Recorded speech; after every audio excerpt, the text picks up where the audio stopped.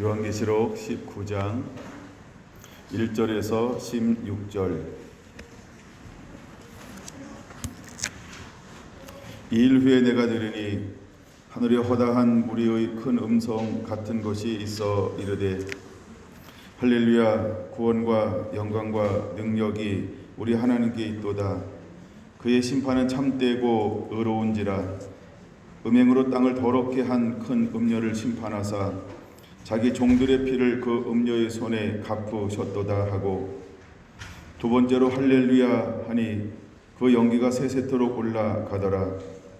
또 24장로와 네 생물이 엎드려 보좌에 앉으신 하나님께 경배하여 이르되 아멘 할렐루야 하니, 보좌에서 음성이 나서 이르시되 하나님의 종들 곧 그를 경외하는 너희들아, 작은 자나 큰 자나 다 우리 하나님께 찬송하라 하더라.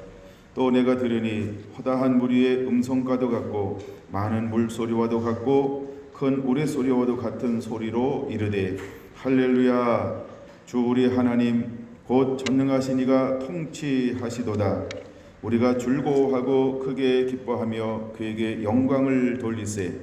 어린 양의 혼인 기약이 이르렀고 그의 아내가 자신을 준비하였으므로 그에게 빛나고 깨끗한 세마포 옷을 입도록 허락하셨으니 이 세마포 옷은 성도들의 옳은 행실이로다 하더라. 천사가 내게 말하기를 기록하라. 어린 양의 혼인 잔치에 청함을 받은 자들은 복이 있도다 하고, 또 내게 말하되 이것은 하나님의 참되신 말씀이라 하기로, 내가 그 발 앞에 엎드려 경배하려 하니 그가 나에게 말하기를 나는 너와 및 예수의 증언을 받는 데 형제들과 같이 된 종이니 삼가 그리하지 말고 오직 하나님께 경배하라. 예수의 증언은 예언의 영이라 하더라. 또 내가 하늘이 열린 것을 보니 보라, 백마와 그것을 탄 자가 있으니 그 이름은 충신과 진실이라. 그가 공의로 심판하며 싸우더라. 그 눈은 불꽃 같고 그 머리에는 많은 관들이 있고 또 이름을 쓴 것이 하나 있으니 자기밖에 아는 자가 없고, 또 그가 피 뿌린 옷을 입었는데 그 이름은 하나님의 말씀이라 칭하더라. 하늘에 있는 군대들이 희고 깨끗한 세마포 옷을 입고 백마를 타고 그를 따르더라. 그의 입에서 예리한 검이 나오니 그것으로 만국을 치겠고 친히 그것을 철장으로 다스리며 또 친히 하나님 곧 전능하신 이의 맹렬한 진노의 포도주 틀을 밟겠고, 그 옷과 그 다리에 이름을 쓴 것이 있으니 만군의 왕이요 만주의 주라 하였더라. 아멘. 이기는 자가 되어야 한다. 15번째 시간입니다. 이기는 자가 되어야 한다. 요한계시록 19장은 주님의 이제 재림에 대해서 다루고 있습니다. 주님의 재림은 19장은 먼저는 혼인잔치를 기록하고 있습니다. 그래서 신부가 어떻게 예비되어지고 있는가, 그리고 신랑이신 예수님께서 어떻게 오실 것인가, 오시고 난 다음에 17절부터는 또다시 하나님이 어떻게 마지막에 이제 심판을 하실 것인가에 대한 기록이 되어져 있습니다. 이제 주님께서 오실 때에 주님은 누구를 맞이하러 오시는가, 누구를 부르러 오시는가라고 할 때 우리는 신부라고 이렇게 이야기를 할 수 있습니다. 그럼 주님이 재림하실 때 과연 구원받는 자들은 누굴까? 과연 주님이 재림하실 때 신부로 단장된 사람들은 누구일까? 주님께서 오실 때 그 세마포 옷을 입은 자들은 누구일까? 오늘은 그 부분에 대해서 말씀을 나누어 보려고 합니다. 신부들은 어떤 옷을 입게 되냐면 8절에 이렇게 말합니다. 그에게 빛나고 깨끗한 세마포 옷을 입도록 허락하셨으니 이 세마포 옷은 성도들의 옳은 행실이로다 라고 말하고 있습니다. 그들이 입는 세마포 옷은 빛나고 깨끗한 건데, 그 빛나고 깨끗함은 무엇을 했기 때문에 주어지게 되는 것일까? 옳은 삶을 살았기 때문이다. 옳은 행실이로다 라고 이렇게 표현을 하고 있다는 것입니다. 자, 우리가 마태복음 24장을 보겠습니다. 마태복음 24장 29절은 이렇게 표현합니다. 그날 환난 후에 라고 말합니다. 그럼 그날 환난 후에라고 하는 것은 무엇을 전제로 하는 걸까요? 이제 주님께서 오신다. 즉 19장에 말하고 있는 것처럼 주님이 신랑으로 오십니다. 이런 말입니다. 그래서 그 환난 후 즉시 해가 어두워지며 달이 빛을 내지 아니하며 별들이 하늘에서 떨어지며 하늘의 권능들이 흔들리리라. 우리가 나팔재앙과 대접재앙을 통해서 이제 하늘에 있는 해, 달, 별들이 빛을 잃어버리고 어둠컴컴하게 된다라고 하는 것을 익히 알게 되었습니다.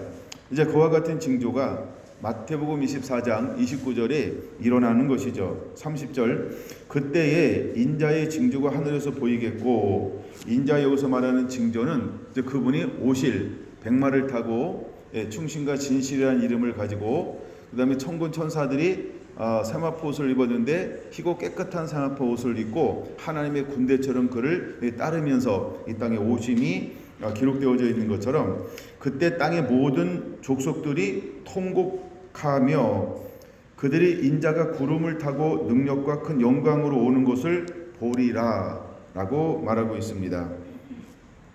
31절 그가 큰 나팔소리와 함께 천사들을 보내리니 그들이 그의 택한 자들을 하늘 이 끝에서 저 끝까지 사방에서 모으리라 라고 말하고 있어요. 예수님께서 오실 때 모든 사람들을 모은다 이렇게 말하지 않았습니다. 한 구별되는 단어가 하나 있죠. 31절 어떤 단어일까요? 택하신 자들을 모은다 이렇게 말씀을 하고 있다는 것입니다.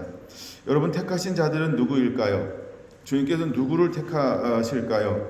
바로 이 사람들이 공의와 진리를 가지고 행하는 자를 말합니다. 공의와 진리를 가지고 행하는 자. 택하신 자들이 누구일까요? 우리가 더 쉽게 이야기하면 하나님의 말씀대로 살고 있는 사람들이라고 말할 수 있습니다. 택하신 자들은 하나님께 순종하는 자들인 것입니다. 하나님께 순종하는 자들만 하나님은 모으실 것이다 라고 말씀을 하고 있는 것입니다. 그러므로 우리가 신랑께서 오실 때 신부로 청함받은 사람들, 이 사람들은 빛나고 깨끗한 세마포 옷을 입도록 허락받게 될 것인데, 누가 그 은혜의 허락을 받을 것인가? 하나님의 말씀대로 사는 자들만이 빛나고 깨끗한 옷을 입도록 허락받게 될 것에 대해서 말씀을 하고 있는 것입니다. 자, 그러니까 주님이 오실 때 우리는 어떻게 깨끗한 옷을 입고 삶을 살아내고 있어야 될까? 그거에 대해서 32절은 이렇게 말합니다. 마태복음 24장 32절 무화과나무의 비유를 배우라. 그가 가지가 연하여지고 잎사귀를 내면 여름이 가까운 줄 아나니 하면서 나무의 비유를 배우기를 하나님은 우리에게 말씀을 하고 있는 것입니다. 이제 그러면 그분께서 문 앞에 와 있다라고 하는 것입니다. 여러분, 무화과나무는 이스라엘을 상징하는 것이죠. 이스라엘이 이제 나라를 이루고 이제 70년이 지나가고 있습니다. 이때 우리는 무엇을 알아야 할까? 주님께서 문 앞에 서 있다. 33절 곧 문 앞에 이른 줄 알라 라고 하는 것처럼 이것은 재림의 징조라고 하는 것이죠. 곧 문 앞에 이르렀다라고 하는 말은 곧 문이 열릴 것이다 라고 하는 의미가 있습니다. 그래서 우리는 주님께서 곧 오실 것이다 라고 하는 것으로 늘 깨어있는 삶, 준비하고 있는 삶, 깨어있다 준비하다라고 하는 것은 무엇으로? 하나님의 말씀을 살아내므로, 하나님의 말씀을 실천함으로 깨어있는 자, 준비된 자가 되어야 하는 것에 대해서 말씀을 하고 있습니다. 36절 그러나 그날과 그때는 아무도 모르나니 하늘의 천사들도 아들도 모르고 오직 아버지만 아시느니라. 아무도 정확한 때는 모른다는 거예요. 그러나 주님은 우리에게 무엇을 말씀해주고 있냐면 37절 노아의 때와 같이 인자의 임함도 그러하리라 하면서 노아 때 하나님이 심판하시는 날이 갑자기 임하였던 것처럼 어떤 사람에게는 갑자기였지만 노아에게는 어떤 날이었을까요? 준비하는 120년이라고 하는 시즌을 보내게 했다라고 하는 거죠. 그래서 120년을 뭐 하게 했어요? 그러면 노아는 어떤 삶을 살았을까요? 하나님의 말씀대로 살고 있는 당대의 의로운 자라고 말하고 있다는 거예요. 그럼 여러분, 우리는 어떤 세상에 타락이 있고 불순종이 있고 또 음료가 있고 또 어떤 만몬이 있다 할지라도 우리는 어떤 삶을 살고 있어야 될까? 노아처럼 하나님의 말씀대로 그 시대를 살고 있는 사람이 되어야 한다는 것을 보여주고 있는 것이죠. 노아 이후에 전부가 타락했다 할지라도, 노아에 아무도 하나님을 경외하지 않는다 할지라도, 노아 이후에 진리의 길을 아무도 걸어가지 않는다 할지라도, 자기 이후에는 어떠한 말씀의 샘플을 볼 수 없다 할지라도, 홀로 외롭고 홀로 왕따를 당한다 할지라도 노아는 어떤 삶을 살고 있었다? 하나님의 기쁨, 하나님의 즐거움, 하나님의 말씀대로 살고 있었다라고 하는 것입니다. 여러분, 마지막 때의 특징이 무엇이냐면 불법이 성하게 될 거라는 거예요. 자기를 사랑하며 자긍하며 자기중심적으로 세상이 변화될 거라고 말씀하고 있어요. 그 다음에 불법이 상상 위로 늘어나게 될 것입니다. 여러분, 사람은 점점점 악해지는데 말할 수 없고 표현할 수 없을 정도로 악해질 것입니다. 사람은 생각보다 더 이기적이 될 것이고 탐욕주의가 될 것입니다. 여러분, 그런 가운데서도 하나님은 누구처럼 살라라고 말하고 있나요? 노아의 때와 같이 인자의 임함도 그러하리라 라고 말하고 있어요. 그러므로 이제 우리는 환경을 통해서, 또한 내가 만나고 상대하는 사람들을 통해서, 또 내가 살아가는 시스템을 향하여서 우리는 원망이나 불평하지 않아야 합니다. 그 대신 원망과 불평하는 대신 우리는 무엇을 하며 살아야 할까요? 감사하며 살아야 할 줄로 믿습니다. 그리고 우리의 초점은 세상을 바라보는 것이 아니고 하나님만 바라보는 자가 되어야 할 줄로 믿습니다. 사람에게 인정받으려고 하는 것이 아닌 하나님의 말씀대로 사는 것, 이것이 우리의 삶이어야 할 줄로 믿습니다. 하나님이 나를 향하여 뭐라 말씀하실까? 말씀 앞에 내가 어떤 모습으로 서 있는가? 여러분, 이것이 우리의 기준이 되어야 할 줄로 믿습니다. 근데 노아 이후에 다른 사람들은 어떤 삶을 살았다라고 표현하고 있나요? 38절 홍수 전에 노아가 방주에 들어가던 날까지 사람들이 먹고 마시고 장가들고 시집가고 있으면서 홍수가 나서 그들을 다 멸하기까지 깨닫지 못하였으니 인자의 임함도 이와 같으리라 라고 분명히 말하고 있습니다. 여러분, 그들은 무엇을 추구하며 삽니까? 이 땅의 것을 추구한다는 거예요. 육의 것을 추구한다는 거예요. 자기의 욕심을 채우는데 급급하다는 거예요. 우선순위가 어디 있는가? 자기 편이에요. 자기 마음이에요. 자기 감정이에요. 자기가 하고 싶은 대로 사는 거예요. 주인이 자기입니다. 주인이 예수님이어야 하는데 철저하게 자기 중심으로 살아가요. 그래서 모든 것의 중심은 자기가 있는 거예요.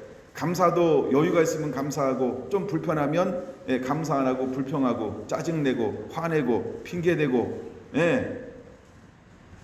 자기중심이라는 거예요.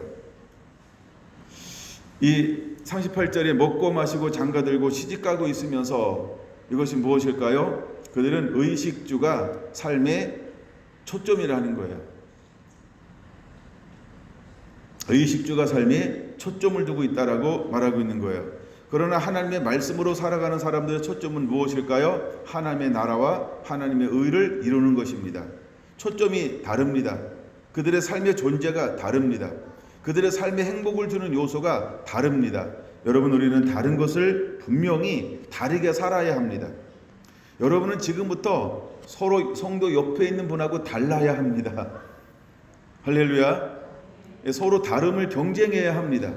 우리가 말씀을 암송하기 위해서 자기와의 싸움을 하는 것처럼 우리는 또다시 서로 하나님의 말씀대로 살기 위해서 선한 경쟁을 하는 자가 되어야 합니다.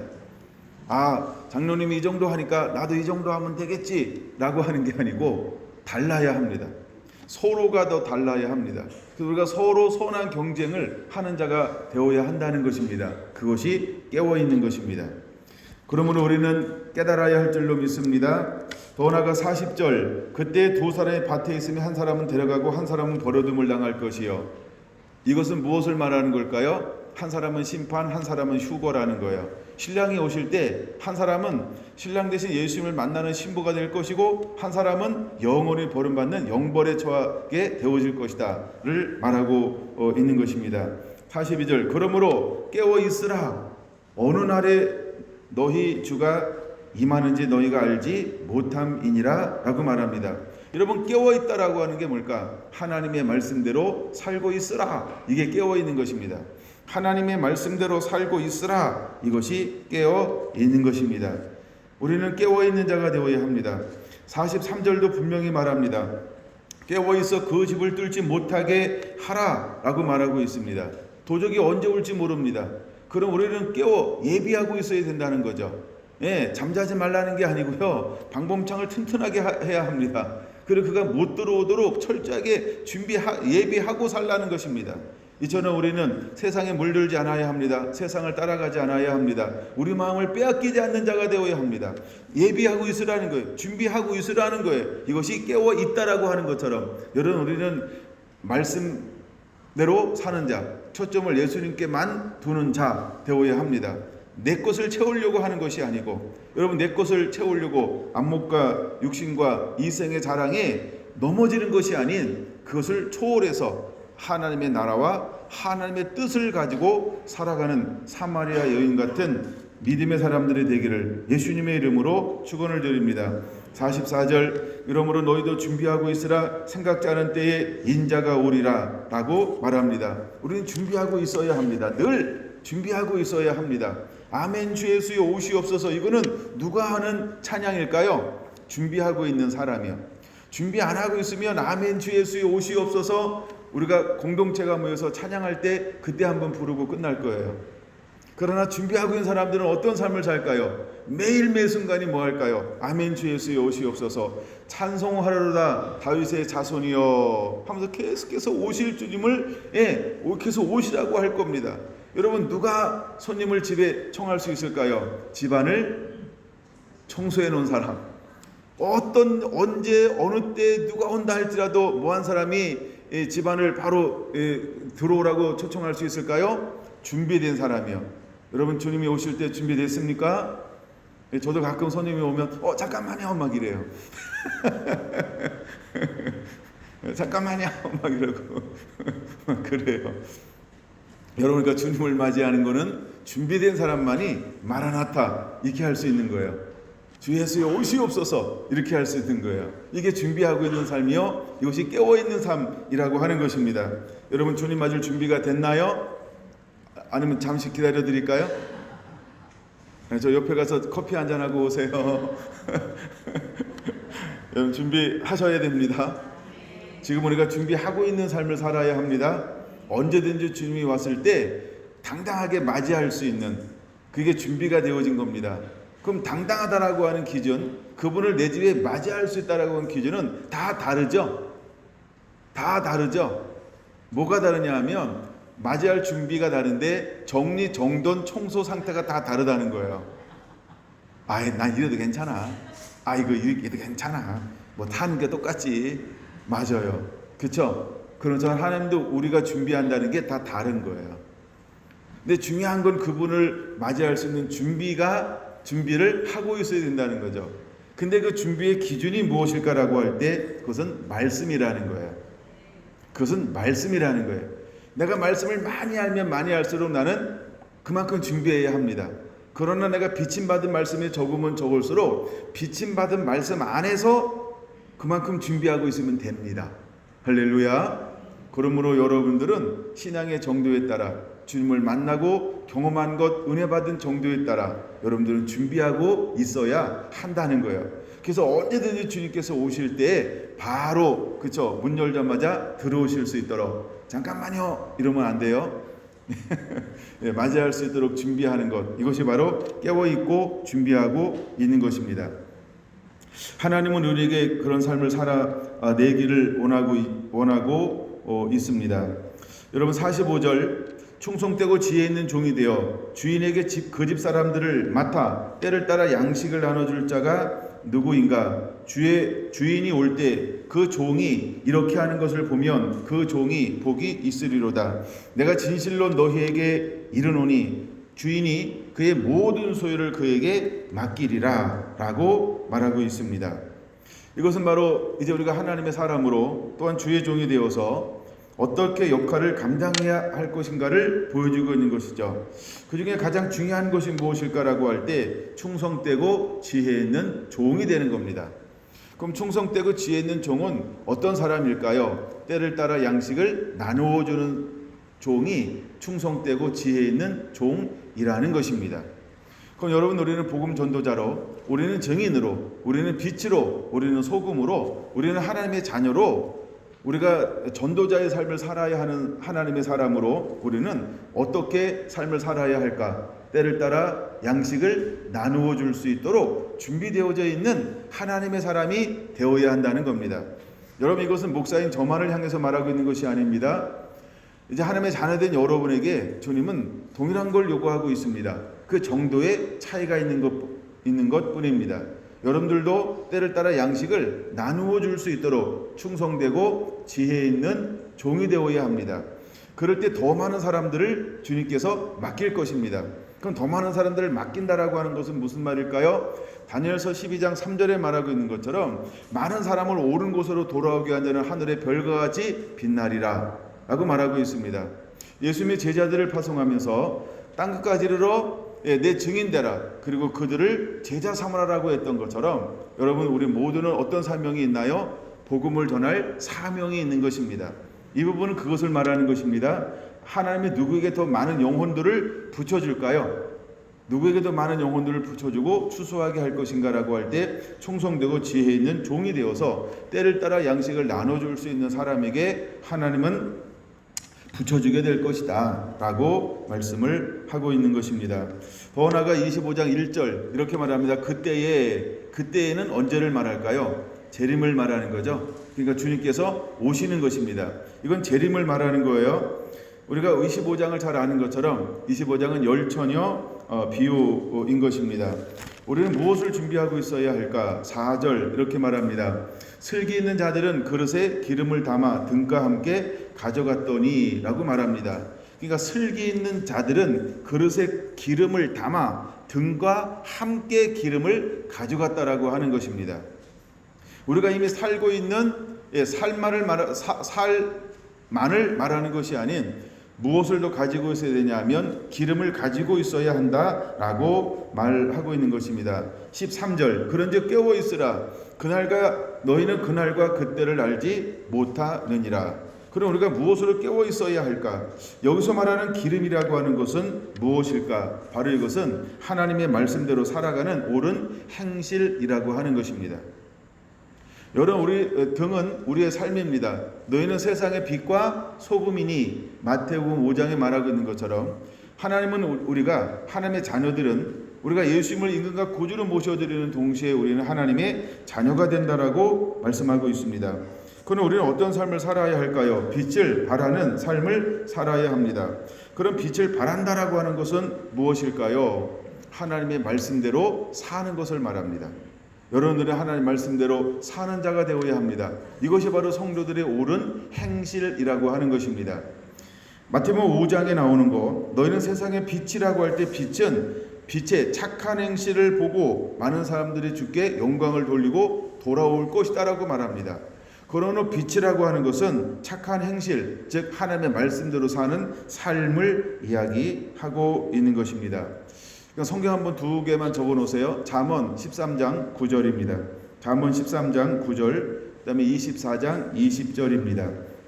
의인의 빛은 환하게 비춰도 악인은 멸망하게 된다라고 말하고 있습니다. 그러므로 우리는 깨어있는 자가 되어야 합니다. 여러분, 로마서 13장은 찾아볼 가치가 있죠. 로마서 13장 11절을 보겠습니다. 로마서 13장 11절 또한 너희가 이 시기를 알거니와 자다가 깰 때가 벌써 되었으니 이는 이제 우리의 구원이 처음 믿을 때보다 가까웠음이라. 밤에 깊고 낮에 가까웠으니 그러므로 우리가 어둠의 일을 벗고 빛의 갑옷을 입자. 성도들의 옳은 행실이라고 하는 게 무엇일까? 바로 빛의 옷을 입은 것입니다. 이런 빛의 옷은 예수 그리스도라고 14절에 말하고 있습니다. 그럼 우리가 빛의 옷인 예수님을 입으면 무엇에 대해서 벗어버리게 될까요? 12절 이렇게 말합니다. 어둠의 일을 벗고 라고 말합니다. 어둠의 일을 벗은 사람만이 빛이신 예수님을 옷 입을 수 있죠. 그럼 어둠은 무엇일까? 13절 낮에 바같이 단정히 행하고 방탕하거나 술 취하거나 음란하거나 호색하지 말며 다투거나 시기하지 말라라고 말하고 있습니다. 여러분, 이것이 없는 사람이 신랑이신 예수님께서 오실 때 빛나고 깨끗한 세마포 옷을 입은 옳은 행실의 삶을 살고 있는 것입니다. 즉 14절 정욕을 위하여 육신의 일을 도모하지 말라. 바로 이 사람이 신부라고 하는 것입니다. 옳은 행실은 무엇일까? 예수 그리스도로 옷 입은 것입니다. 빛의 갑옷을 입은 것입니다. 단정히 행하는 사람입니다. 이것을 일컬어서 우리는 옳은 행실이라고 말할 수 있습니다. 이제 우리는 예수 그리스도로 옷 입은 자가 되어야 할 줄로 믿습니다. 무엇을 우리가 먹고 마시고 장가가고 시집가는 육신의 일을 도모하는 것이 아닌 오직 예수 그리스도로 옷 입는 자가 되어야 할 줄로 믿습니다. 하나님은 우리가 이것을 위해서 이곳으로 살아가기를 주님은 우리에게 요구하고 있습니다. 여러분, 옳은 행실을 가지고 있는 사람들은 무엇을 추구하는 삶을 살게 될 것인가? 골로새서 3장으로 좀 보려고 합니다. 골로새서 3장. 너희가 그리스도와 함께 다시 살리심을 받았으면 위의 것을 찾으라. 거기는 그리스도께서 하나님 우편에 앉아 계시느니라. 그러므로 옳은 행실이라고 하는 것은 옳은 행실을 가지고 있는 사람들은 어떤 삶을 살게 될까? 위의 것을 찾는 자의 삶을 살아간다는 것입니다. 이제 우리는 위의 것을 찾는 자의 삶을 살아야 합니다. 2절 위의 것을 생각하고 땅의 것을 생각하지 말라라고 말합니다. 우리는 위의 것을 생각해야 합니다. 하나님을 생각하고 한 나라를 생각해야 합니다. 하나님의 성품을 생각해야 합니다. 그리고 육의 것을 생각하지 않는 것입니다. 땅의 것을 추구하지 않는 것입니다. 3절 이는 너희가 죽었고 너희 생명이 그리스도와 함께 하나님 안에 감추어졌음이니라. 우리 생명이신 그리스도께서 나타나실 그때에 너희도 그와 함께 영광 중에 나타나리라. 그래서 예수님은 신부에게 빛나고 깨끗한 세마포 옷을 입도록 허락하는 것입니다. 우리는 반드시 내가 거룩하니 너희도 거룩하라. 그 옷을 입어야만 주님의 신부가 되고 신랑에서 오실 때 그분을 맞이할 수 있는 것입니다. 만약에 우리가 그 옷을 입지 않는다라고 한다면 우리는 악하고 게으른 종이 될 것입니다. 우리는 미련한 자가 될 것입니다. 그러므로 우리는 신랑 되신 예수님을 맞이할 수 없게 된다는 걸 깨달아야 합니다. 어디 안에 있어도 다 10명이 신랑이로다라는 음성을 듣는다는 것입니다. 그때 그들은 본능적으로 압니다. 무엇을 할까?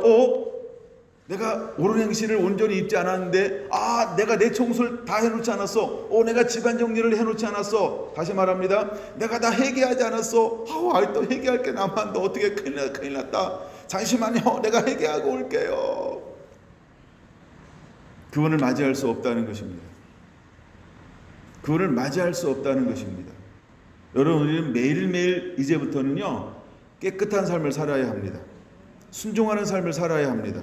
옳은 삶을 살아야 합니다. 말씀의 삶을 살아야 합니다. 좁은 길을 걸어가야 합니다. 여러분, 지금부터 우리는 어떤 삶을 살아야 할까? 말씀의 삶을 살아야 합니다. 제가 이제 오후 주제는 물론 마지막 마무리하면서 그 부분을 살짝 다룰 겁니다. 우리는 사랑하며 사는 자가 되어야 합니다. 우리는 섬기며 사는 자가 되어야 합니다. 우리는 지극히 작은 자에게 하나님의 사랑을 실천하는 자의 삶을 살고 있어야 합니다. 바로 이것이 주님 맞을 준비를 한 사람의 선한 행실이라고 하는 것입니다. 여러분, 준비가 되었나요? 그럼 여러분, 우리가 무엇을 벗어버려야 할까요? 우리는 위의 것을 찾으라고 말합니다.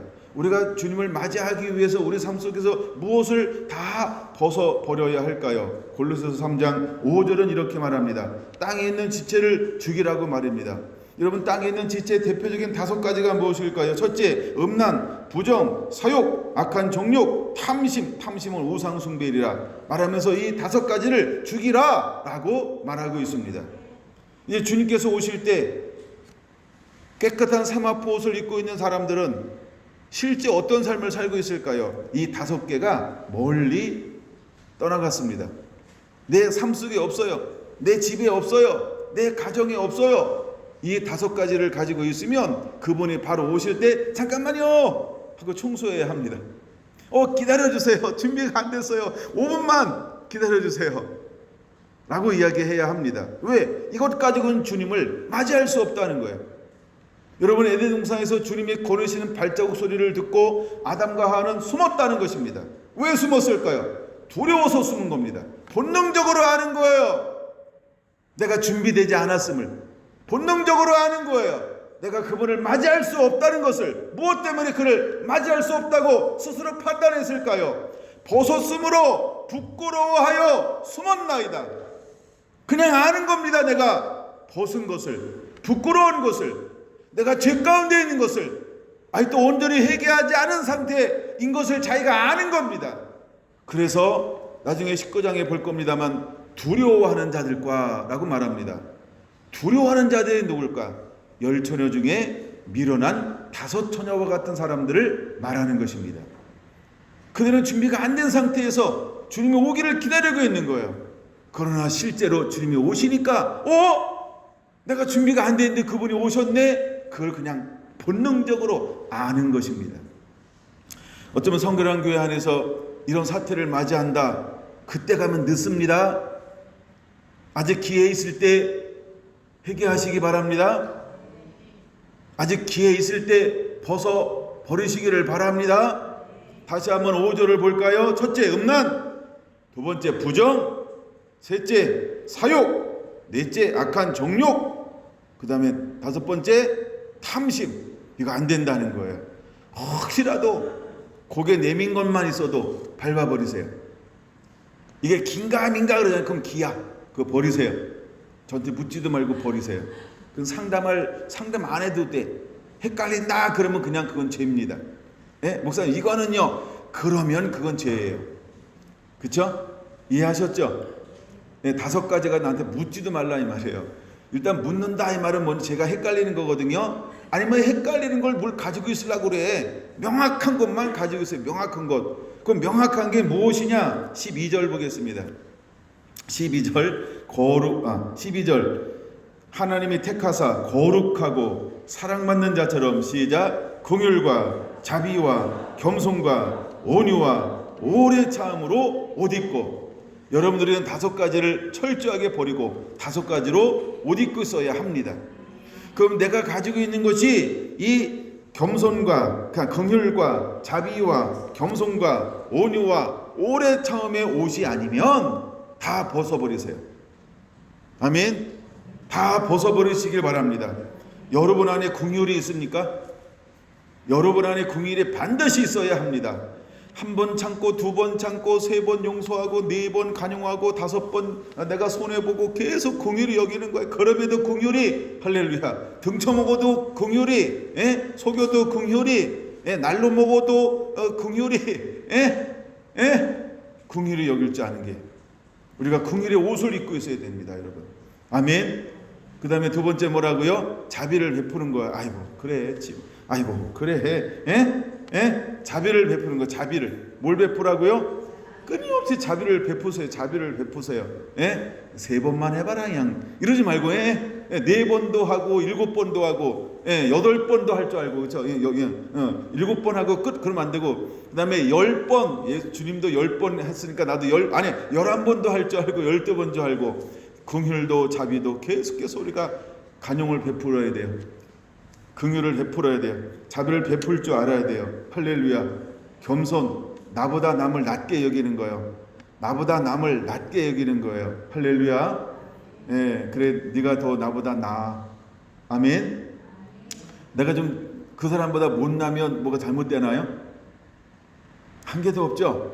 자존심 이럴 때 부리는 거 아니에요, 여러분? 자존심 부리다가 주니까 영영 빠이빠이 할 수 있어요.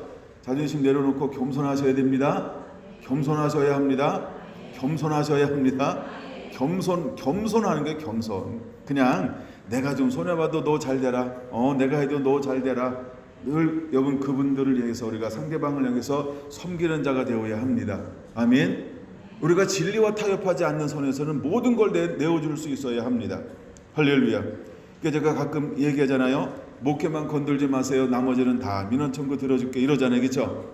목회는 진리의 문제니까 그건 타협의 대상이 아니니까 내가 타협하지 말라고 도전하지 말라는 거고, 그러나 모든 것에 대해서 제가 여러분에게 실제로 5가지를 보여주고 있지 않나요? 제가 28년 동안 목회하면서 실제로 이거를 나름대로 하고 있잖아요. 그렇죠? 저한테 거절감을 당한 사람들은 오해가 있는 거예요. 근데 계속해서 저한테 직원으로, 그 다음에 내가 못 알아들어서 혹시나 여러분에게 오해를 야기시킬 수 있어요. 나라고 언어를 다 알아듣는다고 생각하세요? 그게 시계 가는 소리예요. 저도 잘못 알아들을 수 있어요. 그러나 나한테 돌려서 말하지 말고 다이렉트로 말하면 그거였어요? 제가 이렇게 단순해요. 그러니까 어렵게 얘기하지 말고 다이렉트로 얘기하시고, 오해하지 말고 이해하며 살고, 시험 들지 말고. 할렐루야. 하여간 내가 별걸 다 들어주잖아요. 그렇죠? 왜냐하면 이거 한번 해보자는 거예요. 그렇죠? 아니 내가 하나님도 날 그렇게 행할 건데 내가 여러분들한테 안 돼요 이래봐요. 내가 안 돼요 3번만 해봐요. 누가 나한테 붙어 있겠어요? 그러니까 하여간 전 12절을 한번 실천해 보고 싶고, 우리가 모두가 이런 삶을 실제로 살아야 합니다. 그 다음에는 이게 온유입니다. 온유. 모세가 온유함이 승하잖아요. 그렇게 백성들이 지 맘대로 살아도 그 뭐 말도 안 되는 걸 가져와도, 그쵸? 온유잖아요. 온유. 난 참 모세를 그런 면에서 굉장히 좋아합니다. 모세가 그렇게 온유하잖아요. 그렇게 표적까지가 기적을 보고 신령한 걸 먹고 마시고도 이런, 그쵸? 근데도 그들 향하여 모세는 어떤 마음을 품는다? 온유한 마음이요. 그러니까 우리가 여러분 그 마음을 품어야 돼요. 또 예수님도 뭐라고요? 수고하고 무거운 짐진 자들아 다 내게로 오라는 마음이 온유하고 겸손하다고 말씀하고 있잖아요. 그럼 우리는 수고하고 무거운 짐을 나한테 갖다 놔도 그들을 어떻게 대해야 된다? 온유함과 겸손함으로. 아멘. 이것이 신랑을 맞이할 신부의 삶이라고 하는 것입니다. 우리 안에 이런 성품들이 매일매일 자라나게 되기를 예수님의 이름으로 축원합니다. 그 다음에 오래 참는 거예요. 한 번만 더 해봐라. 그렇게 마음심 먹지 말고 오래 참으세요. 오래 참다 이 말은 끝이 없다 이거예요. 그렇죠? 여러분 저한테도 오래 참아주셔서 감사합니다. 오래 참으세요. 내 마음에 안 맞아도 그냥 참으세요. 아니면 성질 급하면 여러분이 하든가. 오래 참으셔야 됩니다. 이것을 주님께서는 우리가 옷 입으라라고 말합니다. 그럼 옷을 입었다라고 하는 건 뭐냐면 이 삶을 드러내라. 이것이 선한 행실이 되게 하라. 할렐루야. 이것이 삶이 되어야 한다는 것입니다. 5가지가 우리 안에 삶이 되어야 합니다. 그럴 때 전 13절 14절을 좋아하는데, 누가 누구에게 불만이 있거든 용납하여 피차 용서하되. 혹시 저에게 불만이 있으면 뭐 하라고요? 용납해 주시기 바랍니다. 저는 여러분에게 불만이 있는데 용납하고 있어요.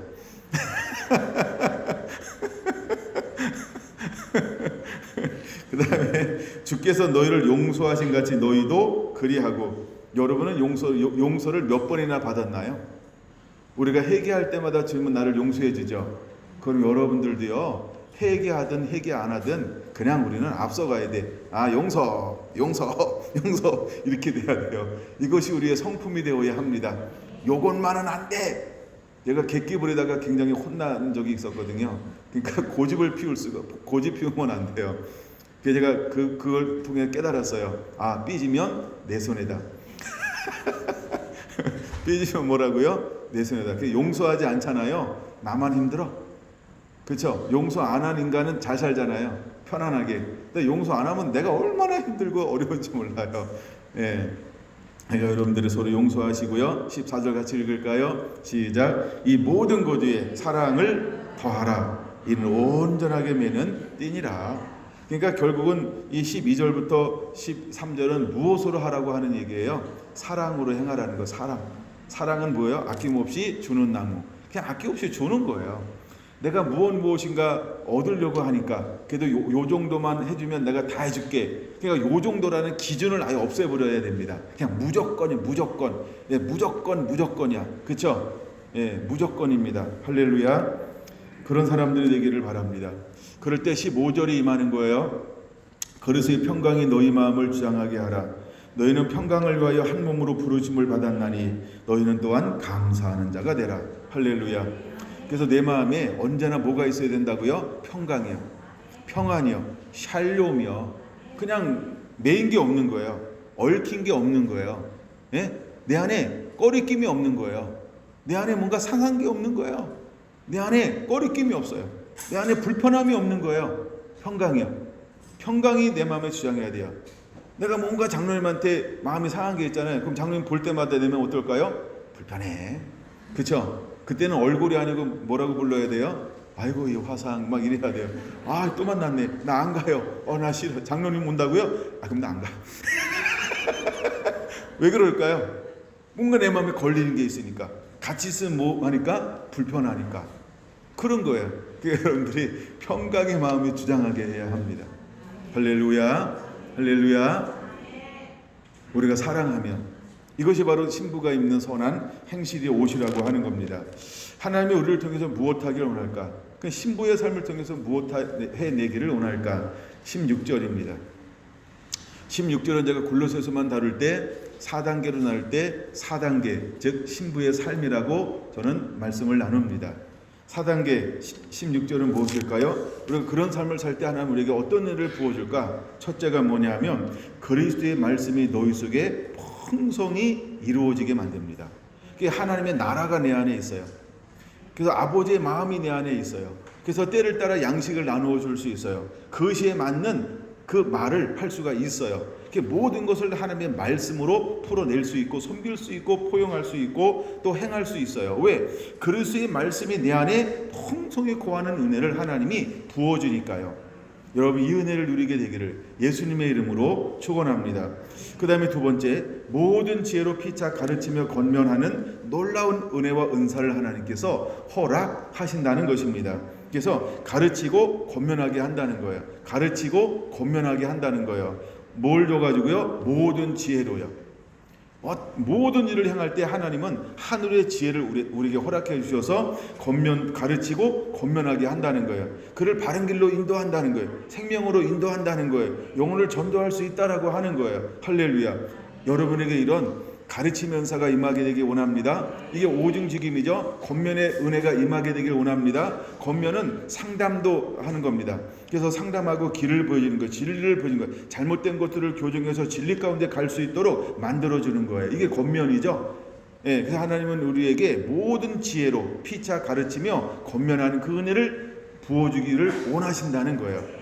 세 번째 어떤 걸 부어줄까요? 시와 찬미와 신령한 노래를 하나님의 부르게 할 거예요. 이제는 시와 찬송과 신령한 노래를 부르게 할 거예요. 우리가 이렇게 할 때 진정한 예배자가 되는 거예요. 신령과 진정으로 예배할 수 있는 자가 이때서 이루어지는 것입니다. 여러분 신부는요 허락받았다는 거예요. 빛나고 깨끗한 세마포 옷을 입을 수 있도록. 그래서 이 세마포 옷을 입는 옳은 행실이 무엇이라고요? 하나님의 말씀대로 사는 삶을 말하는 것입니다. 그럴 때 그 사람은 날마다 시와 찬미와 신령한 노래로 하나님을 예배하는 거예요. 여러분 시로 예배합니다. 찬송으로 예배합니다. 신령한 노래로 예배합니다. 이제 하나님께서 그 사람만이 부를 수 있는 새로운 차원의 새로운 노래, 신령한 노래를 하나님께서 그에게 부어주신다라고 하는 것이죠. 그 다음에 네 번째 뭐라고요? 감사하는 마음으로 하나님을 찬양하고, 언제든지 그 마음에는 어떤 삶이 흐르냐면 감사하는 자의 삶을 사는 것입니다. 항상 기뻐하라, 심을고 기도하라, 범사에 감사하라. 이는 그리스도 예수 안에서 너희를 향한 하나님의 뜻이라고 하는 것이 그냥 이루어지는 거예요. 우리가 이걸 하려고 노력하는 게 아니고요. 항상 기뻐하는 게 가능합니까? 시 말고 기도하는 게 가능합니까? 범사에 감사하는 게 가능합니까? 근데 이 은혜가 임하면 이게 된다는 거예요. 그래서 감사하는 마음으로 하나님을 찬양하는 것이 이때 오면 하나님 그냥 만들어 준다는 거예요. 그 은혜가 임하니까 가능한 거예요. 할렐루야. 여러분에게 이 은혜가 임하게 되기를, 또한 우리는 그렇게 임한 삶을 살아야 합니다. 그래야 뭘 우리가 돌파하고 이길 수 있고 초연하게 모든 걸 다 맞이할 수 있을까요? 마지막 때의 환란이요. 마지막 때 막 미혹이 오고 환란이 와도 우리 안에 감사함으로 우리 마음을 주장하게 하면 어떤 것이 온다 할지라도 다 감사로 다 이렇게 받아낼 수 있어요. 포용할 수 있어요. 품을 수 있어요. 그리고 그에게 무엇을 나누어 줄 수 있을까요? 한량없는 하나님의 마음과 사랑을 나누어 줄 수 있는 하나님의 사람이 될 수 있다라고 하는 것입니다. 여러분, 우리 안에 이런 은혜들이 그대로 임하게 되기를 예수님의 이름으로 축원을 드립니다. 할렐루야. 여러분, 하나님은 우리가 이 삶을 살아 내라고 말씀을 합니다. 자, 말씀대로 사는 것, 바로 이것이 기름 부음입니다. 말씀대로 사는 것, 이것이 옳은 행실입니다. 말씀대로 사는 것, 이것이 우리가 입어야 할 옷인 것입니다. 마태복음 7장 21절, 주여 주여 하는 자마다 다 천국에 들어갈 것이 아니요. 마태복음 7장 21절, 오직 하나님의 뜻대로, 다만 하늘에 계신 내 아버지의 뜻대로 행하는 자라야 들어가리라 라고 말합니다. 그러니까 하늘에 계신 내 아버지의 뜻대로 행하는 자, 이것이 무엇일까요? 옳은 행실인 것입니다. 이것이 신부에게 허락받아서 입혀지는 빛나고 깨끗한 옷이라고 하는 것입니다. 이제 우리는 이 옷을 입는 자가 되어야 하는 것입니다. 그래서 신부는 어떤 삶을 사느냐? 하나님의 말씀을 가지고 지켜 행하는 자라는 것이죠. 이게 신부라는 거예요. 이게 이기는 자라고 하는 것입니다. 여러분 안에 이기는 자의 삶이 더 많이 드러나고 이제는 온전히 이기는 자로서의 삶만 살게 되기를 예수님의 이름으로 축원을 드립니다. 할렐루야.